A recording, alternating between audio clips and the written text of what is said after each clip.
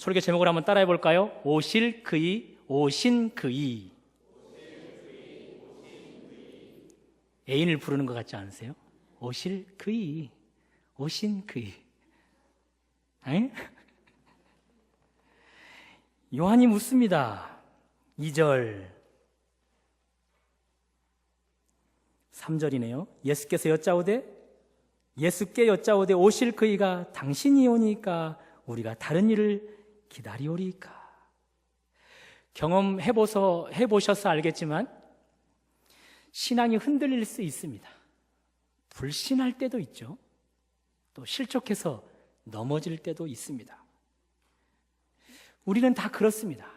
그러나 우리는 그렇다 치더라도 신앙이 흔들려서는 안 될 것 같은, 실족해서는 안 될 것 같은 인물이 있습니다. 그가 바로 본문의 세례 요한입니다. 그런 그가 예수님을 의심하고 있습니다. 예수님에게 실족하고 있습니다. 사실 요한은 복중에서부터 성령에 충만한 자였습니다.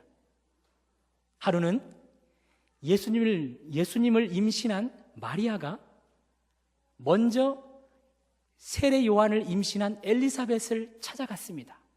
그 집에 방문하자마자 복중에서 세례 요한이 뛰놀기 시작합니다. 복중에 있는 예수님을 느끼면서 뛰놉니다. 뛰놀면서 기뻐합니다. 뛰놀면서 예수님을 찬양합니다. 그렇게 성령이 충만했던 세례 요한, 그가 태어난 이후의 삶은 어땠습니까? 여전히 성령이 충만했습니다. 그는 예수님의 길을 예비하기 위해서 광야에서 메뚜기와 석청만 먹고 살았습니다. 또한 예수님처럼 머리 들 곳조차 없이 예수님의 길을 예비했습니다. 그 결과 수많은 사람들을 주님 오시게 됨을 기대케 만들었습니다. 그의 수건대로 예수님이 등장했습니다. 그러자 썰물이 빠져나가듯 모든 세례 요한을 따르던 사람들이 예수님께 물러갑니다. 제자들이 그 모습을 보고 질투를 유발하듯 이야기합니다. 그때도 세례 요한은 이렇게 이야기합니다. 나는 쇠하여야겠고 내가 증거하는 예수님은 흥하여야 하리라. 가히 주님이 칭찬할 만한 사람 아닙니까? 여자가 낳은 자 중에 세례 요한보다 큰 이가 일어남이 없도다. 오늘 보면 11절에서 이야기를 하고 있습니다. 그런 요한입니다. 그런 요한이 주님을 의심하고 있습니다. 오실 그이가 당신이 오니까 우리가 다른 사람을 기다리오리까. 어쨌든 유한이 되지 않습니까? 신앙이 견고해 보이는 이 세례 요한도 흔들립니다. 그러니 부족한 나는 더 흔들리는 것이 맞죠. 부족한 나는 더 요동하고 더 실족하는 것이 맞죠. 여러분도 유한이 되지 않습니까? 어떤 날은 믿었다가, 어떤 날은 믿지 않았다가, 어떤 날은 세상을 품을 것처럼 뜨거웠다가, 어떤 날은 너무나 냉랭하게 차가워져 버리는 나를 볼 때 유한이 되지 않습니까? 이런 세례 요한도 그러니 말입니다. 그렇다면 세례 요한 언제 이런 의심을 하게 되고 언제 이런 실족에 빠집니까? 그의 배경을 보면 2절을 보시면 요한이 옥에서 지금 그는 감금 상태입니다. 투옥되어 있습니다. 좁은 의미에서 보면 헤롯 왕이 불륜을 저지른 그것을 지적한 이유로 지금 옥살이를 하고 있습니다. 넓은 의미에서 보면 예수님의 오시는 그 길을 예비하다가 지금 붙잡혀서 옥살이를 하고 있습니다. 그런 환경이 세례 요한을 흔들리게 했고 실족하게 만들었습니다. 오실 그이가 당신이 오리까. 주님에 대한 의심 언제 생깁니까? 주님에 대한 실족 언제 나타납니까? 주로 일이 잘 풀리지 않을 때 그렇습니다. 투옥된 상태처럼 앞뒤가 꽉 막혀 있을 때 우리도 그렇습니다.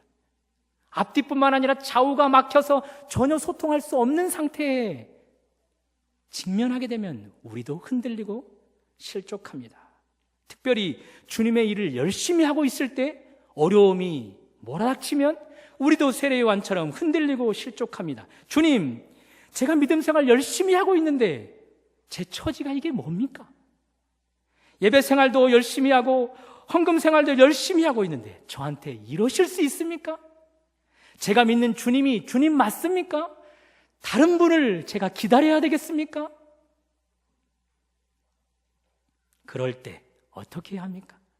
실족하는 문제, 흔들리는 문제를 만나면 어떻게 합니까? 문제를 가지고 주님께 가야 합니다. 오늘 본문 2절을 보시면 요한이 옥에서 그리스도께서 하신 일을 듣고 제자들을 보내요. 요한은 그 문제를 가지고 주님께 가고 있습니다. 의심의 문제, 실족의 문제를 가지고 주님께 가고 있습니다. 제자들을 통해 가지고 가고 있습니다. 신방을 해보면 믿음이 약한 자들의 특징이 보입니다.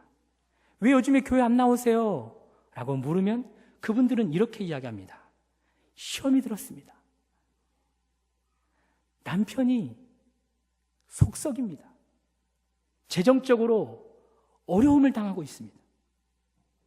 가정 문제로 힘듭니다. 다 문제를 이야기하는데 교회는 나오지 않고 있습니다. 다 문제는 갖고 있는데 주님께 가지고 나오지 않고 그들 스스로가 그 문제를 풀려고 노력하고 있습니다. 우리 아까 찬양단에서 불렀던 369장 2절을 한번 다 같이 불러보도록 하겠습니다. 1절, 2절을 다 같이 찬양할까요? 가사 좀 띄워주시면 감사하겠습니다. 369장 1절, 2절 찬양 가사 속에서 얼마나 주님께 가져오지 않는 문제들이 많은지 생각해 봅시다. 죄짐 맡은 우리 구주 어찌 좋은 친구인지 걱정 근심 무거운지 우리 주께 맡기세. 주께 고함 없는 고로 주께 고함 없는 고. 복을 받지 못하는 이유가 바로 저것입니다. 복을 받지 못하네. 사람들이 어찌하여 아랠 줄을 모를까? 그리 어찌하여 아랠 줄을 모를까? 이젠 우리는 달라져야겠죠. 2절 시험 걱정 모든 궤 우리도 다 갖고 있습니다. 는 사람 누군가 부질없이 낙심 말고 그 문제를 주님께 기도로 가지고 갑시다. 기도 드려 아뢰세. 아멘. 이런 진실하신 친구, 이런 진실하신 치 찾아볼 수 있겠습니까? 찾아볼 수 있을까? 우리 약함하시는 분, 우리 약함하시오. 어찌 아니하랠 수 있습니까? 어찌 아니하랠까? 아멘. 사랑하는 여러분, 문제를 만났으면 그 문제 주님께 가지고 가야 합니다. 그런 사람이 주님께서 해결해 주시는 복을 받아 누립니다. 베드로가 이런 말씀을 했습니다. 너희 염려를 다 주께 맡기라. 그가 너희를 돌보시느니라. 너희 문제 다 맡기라. 그가 너희를 돌보실 것이다. 베드로, 수제자였던 베드로, 그가 예수님을 3번이나 부인했던 사람입니다. 심각한 문제에 직면했습니다. 그러나 베드로는 그 심각한 문제, 부인한 문제, 그것을 주님께 가지고 갔습니다. 맡겨드렸습니다. 그랬더니 오늘 그가 사도로 서서 교회들에게, 오늘 우리에게 이렇게 말씀하고 있습니다. 너희 염려 다 주께 맡기라. 그가 너희를, 주님께서 나를 돌보신 것처럼 너희도 돌볼 것이다 말씀하고 있습니다. 여러분과 저도 한 주간 살아가면서 또 많은 문제들을 만날 것입니다. 3월을 마무리하고 4월을 시작할 때 또 여러 가지 문제를 만날 것입니다. 그 문제들 주님께 가지고 가서 주님께서 해결해 주시는 은혜 맛보시고 그 결과 하나님의 풍성한 삶을 4월을 살아가기를 주님의 이름으로 축원합니다. 투옥된 요한, 그 일로 문제를 갖게 된 요한, 제자들을 통해 그 문제를 가지고 주님께 갔습니다. 그랬더니 주님께서 이렇게 해결하십니다. 오늘 본문 5절에 보시면 제자들을 통해서 세례 요한에게 이것을 증거하라 라고 말씀해 주십니다. 5절을 보시면 맹인이 본다. 이것은 이사야 35장의 예언입니다. 못 걷는 사람이 걷는다. 이건 역시 이사야 35장의 예언입니다. 나병 환자가 깨끗함을 받는다. 이 부분은 이사야 53장의 예언입니다.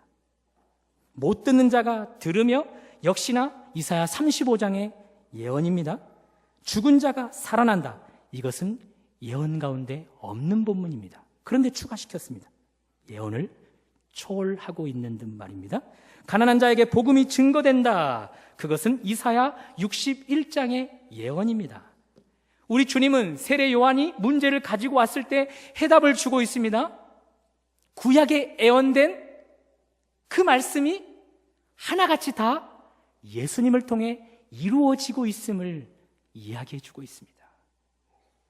다시 말씀드려서 오실 그이에 대한 예언이 오신 그이, 그분을 통해, 즉 예수님을 통해 다 성취되고 있음을 말씀하고 있습니다. 우리 주님은 이렇게 말씀하셨죠. 모세의 율법과 선지자들과 시편에 나에 대한 기록들이 나를 통해 다 이루어져야 하리라. 그러니 우리 주님이 세례 요한에게 이 본문 5절을 가지고 말씀하고 있는 것을 직역해보면 이런 것입니다. 세례 요한아, 너 역시 예언의 성취자 아니니? 오늘 보면 10절을 보시면 기록된 바 보라 내가 내 사자를 내 앞에 보내노니 그가 내 길을 내 앞에서 준비하리라. 그 말씀이 세례 요한 너로 인해 성취되었잖니? 그래서 투옥되기 전까지 나 예수의 길을 너 요한이 예비하고 있는 것 아니니? 자꾸 요한 하니까 어떤 요한인지 헷갈립니다. 부목사 이요한입니까? 교회만 왔다 갔다 하는 박요한입니까? 아니면 저기서 드럼을 치고 있는 황요한입니까? 세례 요한입니다. 세례 요한아, 너의 삶도 구약의 예언을 성취했듯 나 예수를 통해서도 구약에 예언된 이 모든 말씀들이 성취되고 있다. 맹인이 본다는 예언 나를 통해 성취된다. 못 걷는 자가 걷는 일 나를 통해 성취되고 있다. 나병 환자가 치료되는 일 나를 통해 성취되고 있다. 못 듣는 자가 듣는 일 나를 통해 성취되고 있다. 가난한 자가 복음을 듣는 일, 그 일이 나를 통해서 성취되고 있다. 그러니 요한아, 의심의 문제, 실족의 문제 해결하렴. 그것입니다. 주님 말씀 듣고 세례 요한 의심의 문제, 실족의 문제 해결되었을까요? 안 되었을까요? 여러분들이 대답하셔야 됩니다. 되었을까요? 안 되었을까요? 되었습니다. 되었습니다. 그러면 이제 여러분에게 묻습니다. 여러분이 문제를 가지고 왔습니다. 그 문제를 가지고 왔더니 예수님께서 이렇게 말씀합니다. 맹인이 나를 통해서 보고 있어. 못 듣는 자가 나를 통해서 듣고 있어. 못 걷는 자가 나를 통해 걷고 있어. 나병 환자가 나를 통해서 깨끗하게 되고 있어. 가난한 자들이 나를 통해서 복음을 듣고 있어. 자, 문제를 가지고 온 여러분들이 이 주님의 음성을 들었습니다. 문제가 해결됩니까? 됩니까? 안 됩니까? 아멘입니까? 정말요? 이야, 감사하네요. 해결이 안 된다고 말씀을 하셔야 되는데요. 진짜 해결이 되십니까? 네, 역시 우리 충신교회는 믿음이 좋으셔서 사실 해결이 안 돼야 되죠.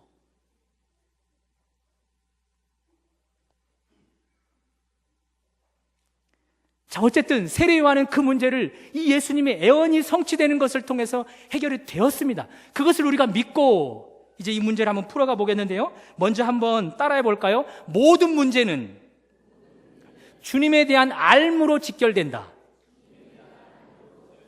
다시 한번 따라합니다. 왜 문제가 생기는가? 따라합니다. 왜 문제가 생기는가? 주님을 알지 못하기 때문이라. 문제는 어떻게 해결하는가? 주님을 알므로 해결하는 것이다. 잘 따라오고 계십니까? 자, 세례 요한 오늘 두 가지 문제를 갖고 있습니다. 먼저는 내적인 문제. 오실 그이가 당신이 오니까 다른 사람을 기다리오리까? 예수님을 의심하는 내적인 문제가 있습니다. 반면 투옥되었습니다. 외적인 문제도 그는 가지고 있습니다. 내적인 문제, 외적인 문제 두 가지를 겸하고 있습니다. 그가 그 문제를 가지고 주님께 나와 문제를 해결하려고 합니다. 그때 우리 주님이 문제를 해결하시는데 그에게 말씀으로만 해결한다는 사실입니다.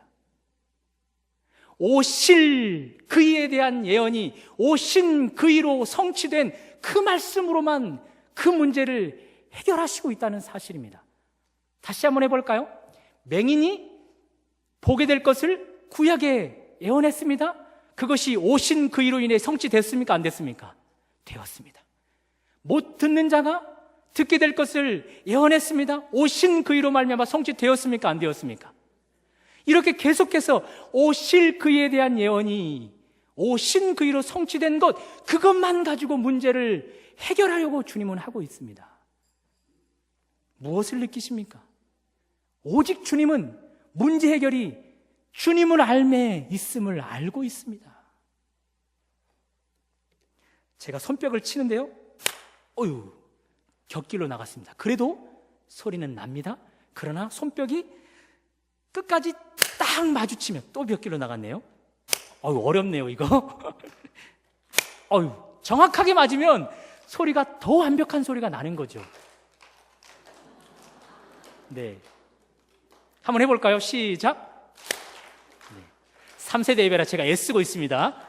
네, 그만. 박수 소리는 나는데 완벽한 소리는 아니라는 거죠. 오실 그에 대한 예언이 오신 그분에게 완전히 성취되어지지 않으면 그것은 박수 소리가 완벽한 소리가 날 수 없다는 겁니다. 오실 그에 대한 예언이 오신 그분으로 말미암아 완전히 일치가 되어졌음을 우리 주님은 말씀하고 있는 것이죠. 그것이 해답이라는 것입니다. 오실 그에 대한 예언, 오신 그이로 인하여 완전한 일치, 그것이 너희의 모든 문제의 해답이다라고 우리 주님은 이야기하고 있습니다. 우리도 성격은 각기 다르겠지만 각양의 내적인 문제, 외적인 문제를 가지고 있습니다. 그 문제를 주님께 가지고 가면 주님은 그 문제를 다르게 해결하지 않습니다. 말씀으로 해결합니다. 그렇기 때문에 우리는 문제가 해결되어지 않았다라고 생각을 하는 거죠. 분명 주님은 말씀으로 이미 주셨는데 말입니다. 그러니 말씀 속에서 해답을 찾지 않고 다른 문제, 아직 해결되지 않는 그 문제의 현상만 바라보면 문제는 여전히 해결되지 않는 것 같은데, 반대로 말씀을 보면 내 문제는 해결되게 되어 있다는 것입니다. 그래서 주님은 말씀합니다. 나 예수 진리, 그 진리가 너희를 자유케 하리라. 모든 문제가 너희들 가운데 있는가? 나 예수 진리를 아는 것으로 너희가 자유케 되리라 말씀하십니다. 또 말씀하십니다. 마태복음 오늘 11장 28절에 보시면 수고하고 무거운 짐진 자들아 다 내게로 오라. 각양의 수고, 각양의 무거운 문제를 다 가지고 있을 텐데 그것들을 가지고 다 내게로 오라. 내가 너희를 쉬게 하리라. 그러나 그냥 쉼을 허락하지 않습니다. 나의 멍에를 내고 어떻게 하라고요? 내게서 배우라고요. 누구를 배우라고요? 예수님을 배우라고요. 진리를 배우라고요. 그럴 때 너희들이 쉼을 얻을 것이라 말씀합니다. 그러니 주님은 이렇게 말씀하시는 거죠. 각양각색의 문제들을 가지고 있느냐? 오실 그이, 그것이 오신 그이로 인해 일치되었다. 그가 바로 나다. 내가 바로 너희의 문제 해결이다. 그렇게 우리에게 제시하고 있다는 사실입니다. 요한은 그것을 증거하고 있습니다. 앞에서 말씀드렸습니다. 요한은 지금 두 가지 문제를 가지고 있습니다. 갇혀있는 외적인 문제, 그리고 예수님을 의심하게 되는 내적의 문제. 그런데 여러분, 두 가지 문제를 가졌으면 두 가지 문제를 가지고 주님께 가야죠. 그런데 요한은 한 가지 문제, 내적인 문제만 가지고 갑니다. 왜요? 예수님에 대한 알미, 그에게 채워질 때 내적인 문제, 외적인 문제가 다 해결될 것을 세례 요한은 알고 있는 거죠. 그러니 여자가 낳은 자 중에 세례 요한보다 큰 이가 없다라는 이 평이 가히 맞는 말씀입니다. 더 의미심장한 것은 이것입니다. 우리 예수님도 세례 요한이 두 가지 문제를 가지고 있는데 내적인 부분만 초점을 맞추십니다. 그가 의심하는 부분, 그가 실족하는 부분, 그 부분만을 해결해 주신다라는 거죠. 오실 그에 대한 예언이 오신 그분 예수님을 통해서 성취되었다는 것으로 말입니다. 그러니 요한은 이 오실 그에 대한 이 예언이 오신 그이로 말미암아 성취된, 이것이 일치된 그 문제를 받으면 그는 이제 이 문제를 깨끗이 해결받은 것이죠. 외적으로 갇혀있는 투옥된 문제까지도 말입니다. 자, 드디어 예수님에 대한 알물 가지고 세례 요한 제자들을 통해 배웠습니다. 그 알미 채워졌습니다. 그렇다면 이제 정말 그런가 봐야 되겠죠. 내적인 문제를 치유해 주신 예수님을 더 많이 알게 되었는데 이제 외적인 문제까지 치유되는지 봐야 되겠죠. 그렇죠?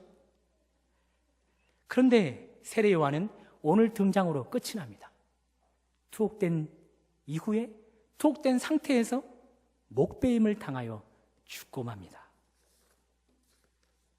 그런데 그렇다면 세례 요한은 어떤 죽음을 맞이했을까? 그 외적인 문제를 그대로 가지고 죽었을까? 궁금함이 생깁니다.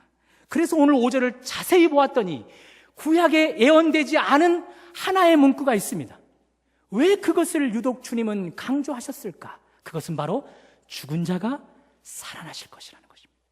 죽은 자가 살게 될 것이다. 오늘 주님은 그것을 이야기합니다. 누구에게요? 세례 요한에게 말입니다. 그러니 주님은 알고 계신 거죠. 세례 요한이 옥생활 속에서 있다가 목베임을 당할 것을 말입니다. 그래서 그에게 예수님은 미리 알고서 이야기합니다. 너가 죽지만 나를 알게 될 때, 나를 배울 때에 죽은 자 가운데서 살아날 것이다. 그것을 미리 말씀해 주는 것입니다. 여러분, 히브리서를 보면 아브라함 이삭을 바칠 때 하나님이 죽은 자 가운데서 이삭을 살릴 것을 알았습니까? 몰랐습니까? 알았습니다. 그 믿음이 있었습니다. 하물며 세례 요한이겠습니까? 우리 주님이 말씀을 통해서 그에게 해답을 주었습니다. 죽은 자가 살아나리라. 나 예수를 통해서 살아나리라. 그 말씀을 붙잡은, 그 말씀을 배운 요한 어떻게 되었을까요? 14장에 목배임을 받았는데 혹시 목배임을 받을 때 세례 요한 어떤 자세를 취했을까요? 여러분, 스데반 집사님을 아십니까? 세례 요한처럼 성령과 지혜가 충만했던 그가 유대인들에게 돌을 맞아 죽습니다.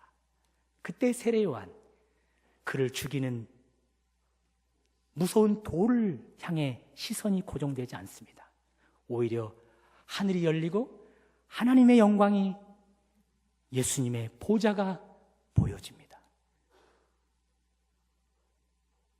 두려움에 떨지 않고 그는 죽습니다. 어떻게 할 수 있습니까? 하늘을 보좌를 바라보면서 스데반 집사님은 이렇게 이야기합니다. 주여, 저들의 죄를 용서하여 주옵소서. 스데반 집사님, 부활의 신앙을 갖고 있었기 때문에 두려움 앞에, 외적인 환경 앞에 그는 갇혀있는 자가 아닙니다. 이미 예수님을 알므로, 배움으로 그는 자유케 된 자의 삶을 살아가고 있습니다. 성령이 충만했던 세례 요한, 그 역시 목배임을 당할 때 두려운 칼이 보이지 않습니다. 누가 보이겠습니까?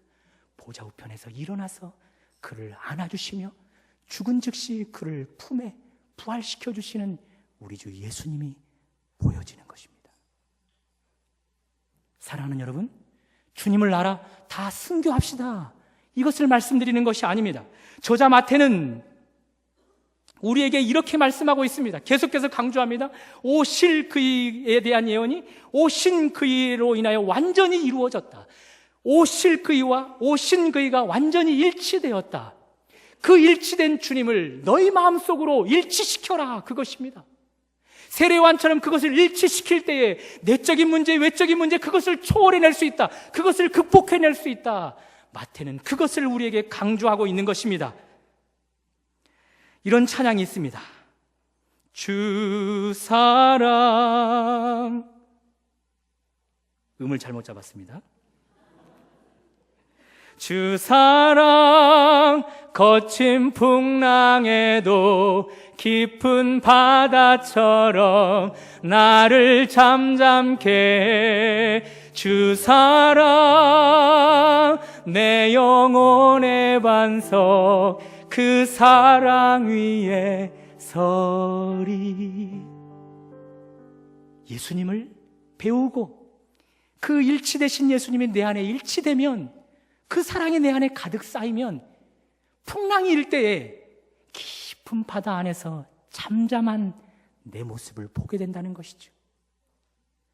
예수님과 내가 일치되어지면 반석이 견고하게 서 있는 것처럼 그런 내 모습이 주님 안에서 발견된다는 사실입니다. 거친 파도 날 향해 와도 주와 함께 날아오르리. 폭풍 가운데 나의 영혼 잠잠하게 주를 보리라. 거친 파도가, 외적인 문제들이 아무리 우리를 에워싼다 할지라도 잠잠하게 주님을 바라보는 은혜가 있다는 것입니다. 그것이 어떻게 가능한가? 오실 그에 대한 예언이 오신 그이로 일치되었는데, 그 일치되신 주님이 내 안에 일치되어질 때, 내 머리로, 내 마음으로, 내 온몸으로 일치되어질 때에 그 모든 문제가 해결된다는 주님의 말씀입니다. 그러니 여러분, 모든 문제는 오실 그이와 오신 그의 알매에 대한 문제입니다. 오실 그이와 오신 그의 일치, 그분의 일치를 내 머리로 일치시키시고 내 마음으로 일치시키고 내 온몸으로 일치시키면 우리는 더 이상 문제 가운데 살아가는 자들이 되지 않습니다. 바라기는 우리는 계속해서, 제가 아까 박수를 쳤지 않습니까? 빗나갈 때가 많습니다. 주님과 일치되려고 하지만 너무나 빗나갈 때가 많습니다. 이 노력, 일치시키는 노력 포기하지 마시고, 기도로서 일치시키시고, 예배를 통해서 일치시고, 성경 공부를 통해서 일치시고, 그 결과 새롭게 펼쳐질 4월 한 달, 이 은혜로 깊은 바닷속에 흔들리지 않는 잠잠함의 은혜, 삶으로 느끼며 체험하는 은혜가 있기를 주님의 이름으로 축원합니다. 기도하시겠습니다.